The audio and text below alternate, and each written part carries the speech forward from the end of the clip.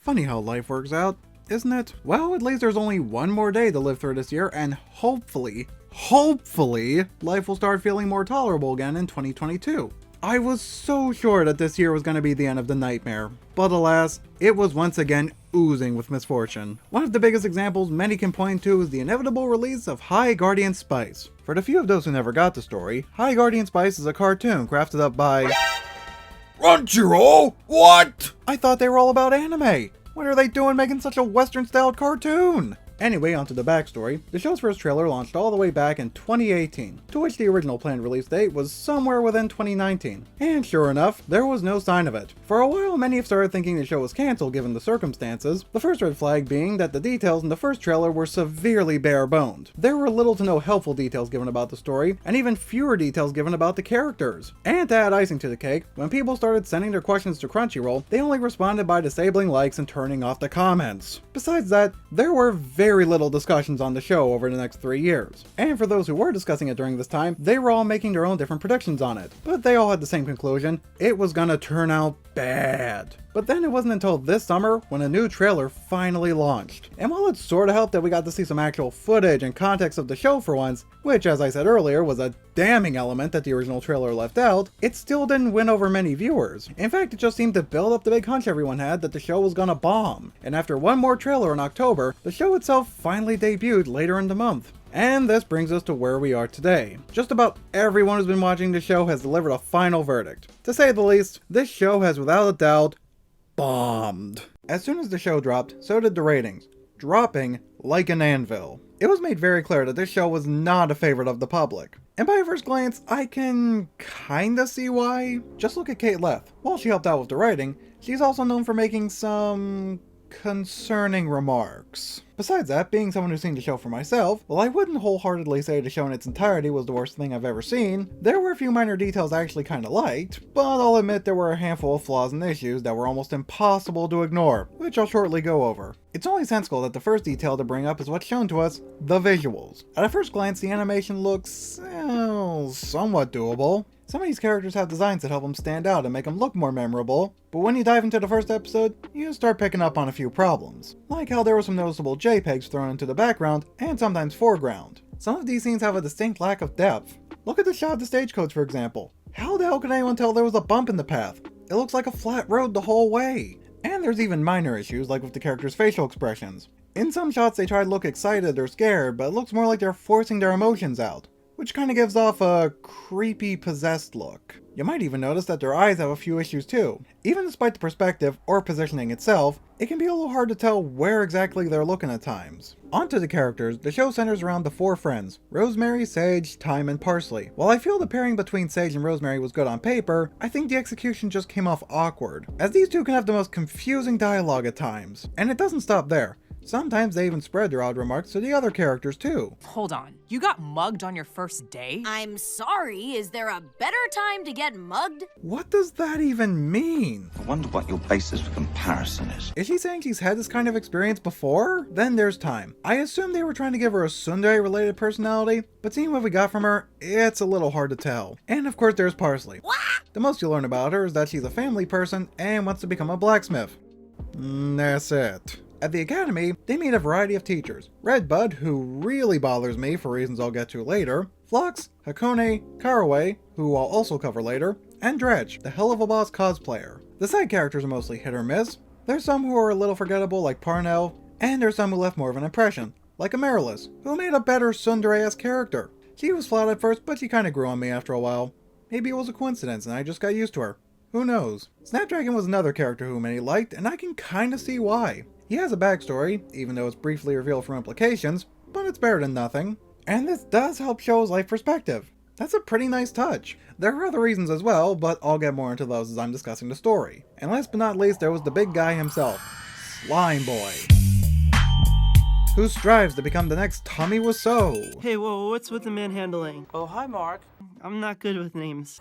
As far as villains go, there were 2 of them at best, unless you want to count the supposed Dark Lord as a third, but I won't since he barely does anything and we never get to learn much about him anyway. So all that's left is Olive, as well as, oh no, Oh no. Mandrake. I'll talk more about him in a moment, but for now, I want to discuss Olive. I might be alone on this one, but she was the best villain we got in the show. I'm a cat lover for starters, so I already knew I was gonna find her charming at least. In addition, she felt the most fleshed out and developed when compared to the other villains, which I know isn't saying much when you look back at her co-workers, but again, it's better than nothing. Plus, she got me motivated to keep watching, hoping that I get to learn more about her. And even though they never reveal much on her, which at this point didn't surprise me, she still had her moments. But now's the time to really buckle in, as we're about to skim through the story itself. The first episode serves as a casual start to the series as Rose and Sage move into their cousin's house and explore the new village. While there, they meet Parsley and Thyme, which, okay, that's a fair start so far. However, this episode also presents the biggest problem I have with the show. They introduce elements to the story, whether they're characters, magical creatures, or other objects that might seem important, and then completely forget about them by the next episode. Like when those Trixies take Rose's locket, which helps them evolve. Admittedly, it was a nice looking scene. And it seemed important, so maybe this will come into play later on, right? This wouldn't have been such an issue had it happened once, maybe twice, but this problem pops up throughout the story, so I can't really ignore it. And some of these seem pretty promising too, like the Valves or the Mermaids, but alas, these never made further impacts to the story, nor later appearances or even mentions. Although there are a few rare moments where some elements are referred to again, like the healing water in episode 7, which I'll go more into in a bit. And of course Neppy Cat made a second appearance, but unlike the first time when his intentions were harmful, he tried to save the heroes the second time. And of course episode 3 had that one scene everyone remembers, Caraway's big secret. While I admire the fact that this kind of scene was considered in the first place, the execution really needed some work. Actually, it sorta did get some work. As in episode 11, it happens again while Caraway's talking with Snapdragon, but this time it came off better, because it felt more appropriate. There was more of a connection in the situation, so the representation gave a better outcome. Whereas the first time it came up, it was after Rose broke her sword and wanted to fix it, which I felt was a huge stretch for connection. Throughout the show, Sage is highly supportive of old magic. She goes on about how her influence came from her mother, but in another episode, we learned that she's been hiding some secrets from Sage involving old magic. So, what does this entail? Are we supposed to trust her or not? This is just starting to feel like conjecture. For that matter, what exactly counts as new or old magic? This is yet another detail that seems important, but they just barely touch it. This seems like a big factor they should have given more of a fair share of attention to. They should have at least bothered going into a few specific differences. So in episode 2, the gang meets the school staff, including Redbud, who, as I said before, came off unnecessarily disturbing. What doesn't help is that she gave a horrible first impression. On the day the students meet her, she knowingly poisons them and expects them to know all about the antidote right off the bat. I wish I was making that up. Even if she was just teasing them and it wasn't actually poison, the fact that she'd go this far with the joke in the first place just feels so wrong. She's incredibly nonchalant about this too. She's clearly done this multiple times in the past, and I can only assume a few of her students ended up dying from this, which just makes this even more messed up. Thank God that Sage A, never drank her tea, and B, actually knew what she was doing. Otherwise, judging by the look of this scene, everyone would have been totally screwed. On the bright side, this is the worst of Redbud we see throughout the show, so this means she won't be any worse. Thank God for that. And she does show some care at some points, but then goes back to giving off psychotic vibes. So I can imagine she was supposed to have some kind of split personality deal going on, and that's pretty much why I was always so uncomfortable every time I saw her. Even despite these issues, I didn't have too much trouble going through the first few episodes, but it wasn't until episode 5 when I was starting to feel burnt out. The episode structure was worse than I was expecting. Sage gets upset after she misunderstood something Thyme said to her, and everyone starts ganging up on her for that. And this lasts throughout the episode, while kinda hurting the solution too. I have an idea. Why doesn't your best friend Amaryllis fix this? This isn't my problem. Amaryllis is not my best friend. Time. That isn't an apology. Wait, what? You're really going along with this? Everyone's gonna claim she was in the wrong. This sounds very one-sided. Wouldn't it have made a better ending had Sage bothered to listen to Thyme, then they both admit they made mistakes and worked together to clean up the mess? But no, they had to play it off like this episode's plot was all Thyme's fault. What kind of moral is that? And this isn't the only time it happens. There's another big quarrel Sage ends up in during the festival with Rose. This time, Sage gets ticked off as she feels like Rose is turning into a control freak. Okay, so the setup's more understandable than the last one, and the layout did feel natural for the most part, but even during the aftermath, it lasted a bit longer than it probably should have. Sure, this set up the plot for a later episode, and I found the conclusion somewhat satisfying, but by that point, the situation itself was starting to drag on, and it started to feel like a different situation altogether. But maybe there was some other detail I was missing. By episode 7, my hopes started rising back up a little. I know it's not saying much, but this was probably the best episode we got. There was some actual tension going on as Rose was slowly dying, and at one point the crew ends up trapped in the cave, where they sit and talk things over. For once, they start feeling more like characters. Some of the details were things we already knew, but with this kind of setting, the discussions felt more appropriate. But the biggest impact was from Time, as we got to learn her backstory. This was a side to her I never expected to see.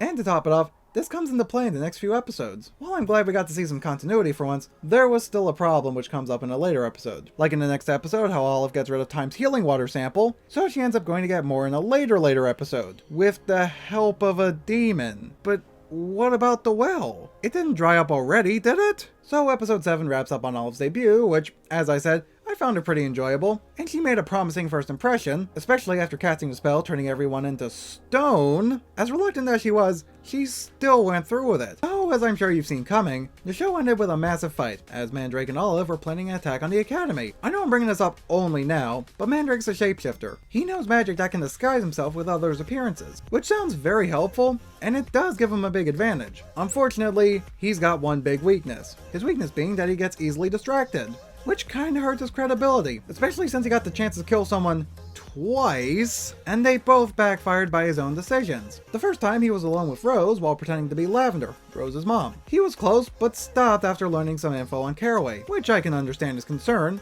but that still doesn't change the fact that he lost the most surefire way to get rid of her. The second chance was even worse. He had Time in his clutches, but then Olive jumps in and tries to manipulate him, and despite her showing very little signs of true loyalty to him until just this moment, he still buys it, and even trusts her with his knife. I got nothing to say, Mandrake. That was on you. So the best way I can sum the show up was, yeah, it was a mess. But a watchable mess. Not re-watchable exactly, but I made it through easier than expected. And that's really the best I have to say about it. I can't say it was god-awful, but it wasn't that great either. There were a few elements I found pretty enjoyable, but they got weighed down by the problems that appeared throughout. So overall, it just ended up as a big meh. And yet, it still wasn't the kind of show I'd sincerely recommend to people. Even despite the cliffhangers and unanswered questions that were left behind, it seems kind of far-fetched that this is gonna get a second season. But should it do so by some chance, or should Crunchyroll make another cartoon somewhere down the road, then I hope that they learn from their mistakes. And I know that Crunchyroll's main intention isn't to make cartoons, but to financially aid anime, but it's not like any of us have enough power to stop them from going down this road. Although if this is the road they want to take, then only the future can determine how it goes down. And speaking of the future, I say it's time to put the negatives of 2021 behind us, and look ahead to the start of the new year. These last few years may have been one giant bust after another, so here's hoping that 2022 will end up better for us all. Happy New Year, everyone!